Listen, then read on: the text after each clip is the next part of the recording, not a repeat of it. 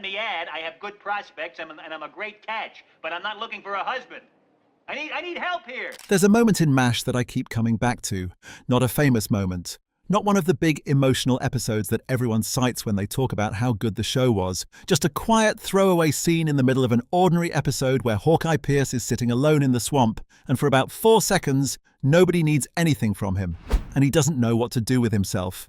He looks around the tent. He picks something up and puts it down. He almost reaches for the gin and then doesn't. And then someone walks through the door and needs him for something, and you can almost see the relief wash over his face. Because now there's a role to play again. Now there's a performance to give. Now the terrible, quiet, formless thing that was starting to creep in from the edges has somewhere to go. I've watched that moment probably a dozen times. And every time it hits differently. Because that 4 seconds is the whole character. That's the entire tragedy of Benjamin Franklin Pierce in one unremarkable moment that the show didn't even bother to underline. A man so thoroughly defined by being needed that the absence of need felt more threatening than anything the war had thrown at him. That's what this video is really about. Not why Hawkeye was funny, not why he drank, not even why he broke down in the finale, though we'll get there. It's about something deeper and quieter and honestly more heartbreaking than any of that. It's about why Hawkeye Pierce could never, not once in 11 seasons, actually allow himself to be happy. To understand it, you have to start before Korea. You have to start in Crabapple Cove, Maine, small town. The kind of place where everyone knows your name and your father's name and your grandfather's name. And Hawkeye's father, Daniel Pierce, was the town doctor, which means from the very beginning, from before Hawkeye was old enough to understand what any of it meant, he understood this. The Pierce family exists to help people. That's the deal, that's the identity. You show up, you give what you have, you carry what needs carrying. That's not a burden a child consciously accepts. It's a shape they grow into, and by the time you're old enough to question the shape, you've already become it. And then there's the other thing, the thing the show mentions almost in passing and then steps carefully around for the rest of its run. Hawkeye's mother died when he was very young enough that he doesn't have real memories of her, not the kind you can hold and examine. What he has is an absence, a specific, quiet, permanent hole in the place where a mother should be. And you can hear it in the way he never quite talks about her directly, not with grief, not with anger, just with this careful, deliberate sidestepping that looks like acceptance, but is actually something closer to self-protection. Because grief you can name is grief you have to feel. And Hawkeye Pierce, from a very early age, became extraordinarily good at feeling things just enough to function, and then moving on before they could swallow him whole. So here's the child he was, a boy without a mother, raised by a father whose entire identity was built around selfless service in a town small enough that there was nowhere to hide and no permission to fall apart. A boy who learned before he learned almost anything else that the way you earn love is by being useful, by being competent, by being the person who makes the room better just by being in it. Now put that boy in medical school. Give him a brilliant mind and an instinct for performance. Give him the kind of charm that makes people feel like the most important person in the room when he talks to them, and then send him to Korea. Here's what's strange about watching MASH if you're really paying attention. The show is set in one of the most psychologically brutal environments imaginable. These are people living in tents a few miles from an active battlefield, pulling bodies off trucks and trying to put them back together, day after day, with no clear end in sight. The baseline level of human suffering that Hawkeye Pierce is exposed to, just on a regular Tuesday, would be enough to permanently alter most people. And yet the show is, for long stretches, genuinely funny. And I used to think that was just a creative choice. Dark comedy as a genre. But the older I get, the more I think the comedy is actually the point, not as entertainment, as evidence. Because the people who laugh the hardest in impossible situations are almost never the people who are doing the best. They're the people who have figured out that laughter is the only available pressure valve, the only socially acceptable way to scream. Hawkeye understood this intuitively, maybe consciously. His humor wasn't incidental to his survival. It was the mechanism of it. Every joke was load-bearing. Every one-liner was keeping something much darker from breaking through to the surface. And once you understand that, the comedy stops being funny in quite the same way. Before we go any further, I want to ask you something because I think it's worth pausing on. Think about someone in your life who is always on, always the funniest person in the room, always the one who knows how to break the tension, land the perfect line, make everyone feel better just by opening their mouth. Now think about the last time you asked that person how they were really doing. Not as a greeting, as a genuine question, with genuine patience for the answer. Drop it in the comments. I want to know if you think the funniest people you've known were also the ones carrying the most, because I have a feeling the answers are going to be pretty unanimous. And pretty sad. Let's talk about what happiness would have actually required from Hawkeye Pierce, because I think this is where most analyses stop too short. They identify the symptoms, the drinking, the womanizing, the compulsive humor, without asking what the underlying condition actually was. And the underlying condition, as best I can figure it, is this. Hawkeye Pierce could not receive. He could give endlessly. He could pour himself into other people. Their wounds, their fear, their loneliness, their homesickness, with a generosity that was almost frightening in its completeness. But the moment someone tried to give something back to him, real emotional attention, real care, real vulnerability directed his way, something in him shut down, deflected, made a joke, changed the subject. And this is the thing that would have made happiness impossible for him even if Korea had never happened. Even if there had been no war, even in Crabapple Cove, Maine, in peacetime with his father down the road and no blood on his hands, Hawkeye Pierce would have struggled to be happy. Because happiness, real happiness, the kind that lasts longer than 48 hours, requires you to let it in. And Hawkeye had spent so long building walls against the things that hurt that he'd accidentally built them against the things that healed as well. Now here's where I want you to subscribe if you haven't already, because what I'm about to get into is the layer underneath the layer. And most people never get here when they talk about this character. If deep emotional storytelling like this is what you're looking for, hit subscribe. It's genuinely all we do, and I promise this only gets more interesting from here. Let's talk about BJ Honeycutt, because BJ is important to this conversation in a way that doesn't get acknowledged enough. When BJ arrives at the 4077th, he and Hawkeye form what becomes the central friendship of the show's later seasons. And it's a genuine friendship. Warm, funny, deeply loyal. You believe in it completely. Alan Alda and Mike Farrell play it with a kind of easy intimacy that feels real in a way TV friendships often don't. But here's what I noticed watching their dynamic across the seasons. BJ talks about his wife and daughter constantly. Peg and Erin are present in almost every episode, in letters, in photographs, in the way BJ orients everything he does around getting back to them. His entire identity while in Korea is structured around what's waiting for him at home. He's always going somewhere. Emotionally, even when he's physically stuck in that camp, he's always in motion towards something. Hawkeye has no equivalent. There's no one waiting in Crabapple Cove, no relationship substantial enough to pull him forward. His father is there, yes, and he loves his father deeply, but his father isn't a future. He's a past. He's home in the way childhood is home, something you came from, not something you're building toward, and I think Hawkeye knew that. I think he felt the difference between himself and BJ with a clarity he never talked about directly. BJ had an anchor in the future. Hawkeye only had the present. And the present, in Korea, was blood and noise and the terrible gin and the next joke and the next surgery and the next day that looked exactly like the one before it. No wonder he couldn't be happy. Happiness requires some kind of horizon, something you're moving toward. And Hawkeye's horizon kept coming up empty. I want to talk about the women because the women are misunderstood in a really specific way. The show frames Hawkeye's romantic pursuits as charming, roguish, part of his appeal. And there are individual relationships across the seasons that genuinely seem to matter to him. He's not just chasing for sport. There are moments of real tenderness, real connection, something that edges toward love before it edges away again. But here's the pattern that nobody talks about. Every time a woman gets genuinely close, not just romantically close, but emotionally close, close enough to see something unguarded and real in him, Hawkeye disappears from the connection. Not physically, he doesn't leave, but something in him retreats to a safe distance and stays there.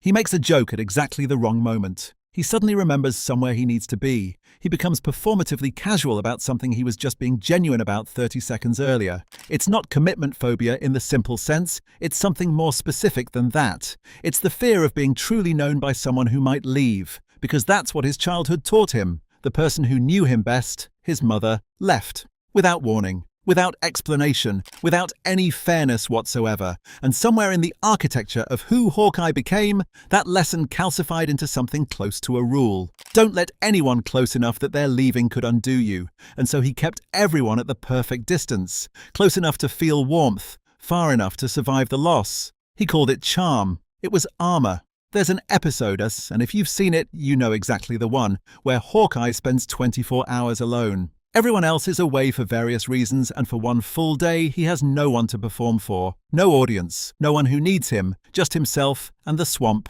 and the silence. And he completely unravels. Not dramatically, not with a breakdown or a crisis, he just starts talking to himself, narrating his own day, making jokes to an empty room. He can't stop performing even with nobody there to watch, because the performance isn't for other people. Not really. The performance is for himself. It's the only thing standing between him and the thoughts he's been running from since he got here. And that's the detail that changes everything about how you see him for the rest of the show. Because if the performance is self-directed, if the jokes are a way of managing his own internal experience rather than simply entertaining the people around him, then every moment of silence becomes a threat. Every quiet room becomes an enemy.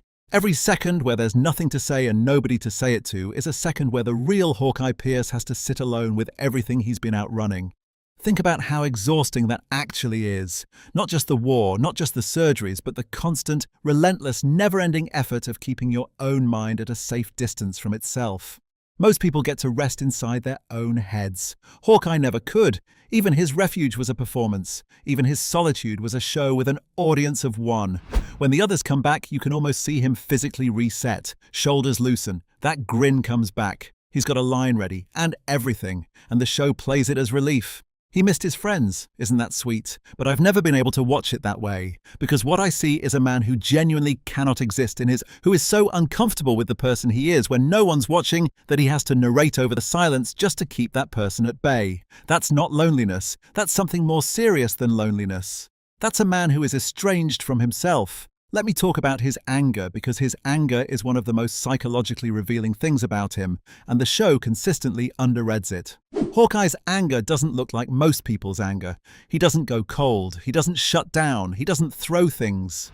His anger looks like escalation, a joke that goes a step too far, a confrontation that crosses the line it needed to stop at, a speech that keeps going long after the point has been made. There are multiple episodes across the run where Hawkeye confronts someone with authority. A general, a visiting officer, someone making decisions from a safe distance that are costing lives at the 4077. And the confrontations are righteous. He's usually right. The show frames them as heroic and the audience cheers. But watch how far he takes them. Watch how he doesn't stop when he's made his case. He keeps pushing. He keeps escalating. He keeps going until someone physically extracts him from the situation. That force, that intensity that always exceeds what the specific moment actually requires is not about the general. It's not about the bad policy or the avoidable death or the military bureaucracy. Those things are the target, but the ammunition is something else entirely. It's accumulated. It's months of swallowed horror finding the one available exit. It's all the times he should have broken down in the OR and didn't, all the times he went quiet for 2 seconds before the next punchline, all the weight he's been voluntarily carrying for everyone around him finally finding a direction it's allowed to go. He was always angry. He just had very few places where expressing it was acceptable. And so when those places appeared, he poured everything into them. Everything. Months of it. Years of it.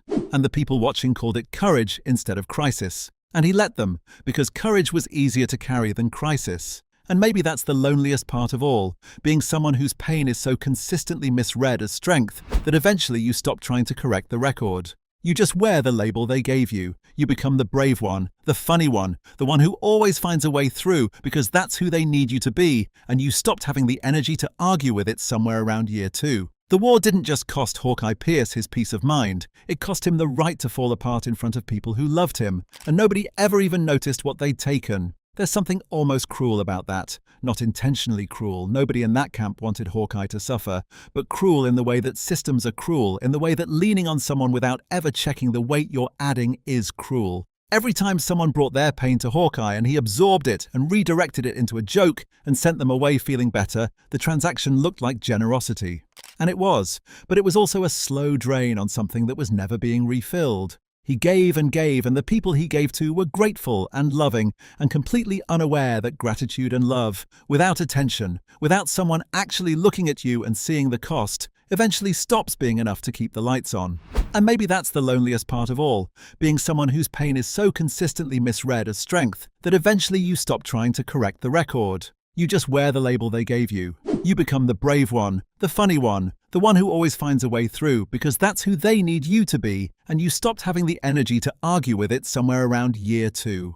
The war didn't just cost Hawkeye Pierce his peace of mind, it cost him the right to fall apart in front of people who loved him, and nobody ever even noticed what they'd taken. Now I want to talk about Sidney Friedman, because Sidney is, in a very specific way, the most important character in the entire show when it comes to understanding Hawkeye. Sidney is the unit's psychiatrist. He appears periodically across the run, always when someone is in serious trouble, always with that particular combination of warmth and precision that makes him feel like the only person in the camp who's actually paying attention to what's happening beneath the surface. And every time Sidney appears, he watches Hawkeye with this look. Not concern exactly, more like recognition, like someone watching a building and seeing the stress fractures in the walls that everyone else has stopped noticing because they've been there so long. Sidney never pushes too hard. He knows better. He knows that Hawkeye's defenses are sophisticated enough that a direct approach would just produce a better performance. So he circles, he waits, he creates space. And occasionally in those spaces, Hawkeye says something real, something unscripted and unguarded that he'd never say in the mess tent or the OR. And then the space closes and the performance comes back and they both pretend it didn't happen. But those moments accumulate. And by the time the finale arrives, there are enough of them stacked up that when Sidney finally has Hawkeye alone in that psychiatric facility, the real man is actually findable. He's there, underneath everything. He was always there, just buried, methodically, exhaustingly buried. Goodbye, farewell, and amen. The last episode of MASH, one of the highest-rated television broadcasts in American history. And Hawkeye is in a psychiatric facility, not as a visitor, not as a colleague, as a patient, having a breakdown, which means the show finally stopped pretending the wall wasn't cracking. What Sidney is trying to reach across those sessions is a traumatic memory that Hawkeye's mind altered in order to survive it.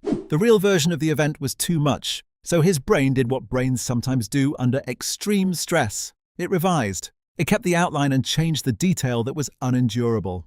And the thing that gets me about that, the thing I genuinely can't stop thinking about, is that this wasn't a weakness. This was his mind doing the only compassionate thing it knew how to do, protecting him from something he wasn't equipped to carry in its true form. But protection has a cost. What the mind buries doesn't disappear. It just goes underground and grows heavier in the dark and waits with infinite patience for the moment the defenses finally get tired enough to let it through. And when the real memory finally surfaces, when the revision collapses and the truth comes through, Hawkeye doesn't scream. He doesn't rage. He folds, quietly, like a building whose internal supports have just let go. Not dramatically, there's no collapse, no theatrics, just a man suddenly occupying less space than he did a moment ago, and then he cries. Not the kind of crying that's performed for a room. The other kind, the kind that doesn't know anyone is watching. And that's when I think most people who grew up watching this show felt something very specific. Not surprise, recognition. Of course, this is where it ends up. Of course, the person who held everyone together needed to be held together himself. Of course, the jokes were always symptoms. Of course, the man who made the whole unit survivable was himself barely surviving. We knew, somewhere under the laughter, we always knew.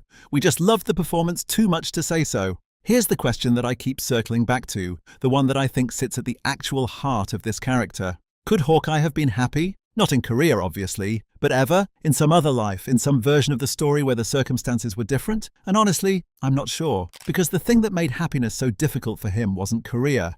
Korea made it worse, catastrophically worse. But the foundation was laid long before any of that. It was laid in Crabapple Cove, in the silence where his mother used to be, in the shape of a father he adored and could never quite live up to, in the identity he absorbed before he was old enough to choose it. The identity that said, you give, you carry, you show up, you don't ask for anything back. That identity made him an extraordinary doctor, an extraordinary friend, an extraordinary person to have in your corner when things are at their worst. And it made genuine happiness almost structurally impossible, because happiness in its deepest form is about receiving, allowing, letting the good things actually land instead of deflecting them with a joke or a gesture or a perfectly timed exit.